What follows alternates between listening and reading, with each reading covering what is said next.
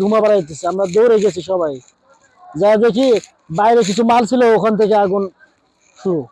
তারপর আমরা ফায়ার সার্ভিসে ফোন দিছি, পানির লাইনের ব্যবস্থা করছি, আমরা যথেষ্ট চেষ্টা করছি সবাই মিলে।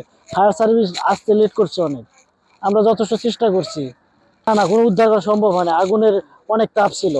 আমরা তো পানি নিয়ে গেছিলাম, এখান থেকে পাইপ লাগায় পানি নিয়ে গেছিলাম। বাইরে কিছু মাল ছিল, এখান থেকে আগুনের সূত্রপাত।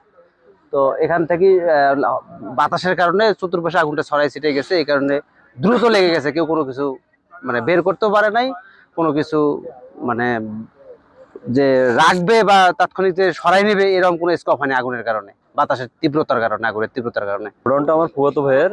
মূলত আগুনের সূত্রপাত 5:30টার দিকে। সামান্য আগুন ছিল, মূলত বাতাসের কারণেই আগুনটা ছড়াই যায়। আর সাধারণ জনগণ এবং আমরা এসে আগুন নিয়ন্ত্রণের ক্ষেত্রে করতে পারি নাই। তো তৎক্ষণাৎ ফায়ার সার্ভিসকে জানালে ফায়ার সার্ভিস আসতে একটু বিলম্ব হয়, যার কারণে একটা থেকে আরো 4-5টাতে সংযুক্ত হয়, যাতে আনুমানিক প্রায় এখানে বহুত টাকার ক্ষয়ক্ষতি হয়েছে। এখন আগুনটা লাগলো কিভাবে বা কেউ লাগালো কিনা বা এটা আমরা তো দেখি নাই, যেহেতু এটা বলা মুশকিল। মূলত ফুললি ভাবে 3টা গোডাউন পুড়ে, আর আরেকটা গোডাউন ওই সাইডে ওটার কিছু অংশ পড়ছে।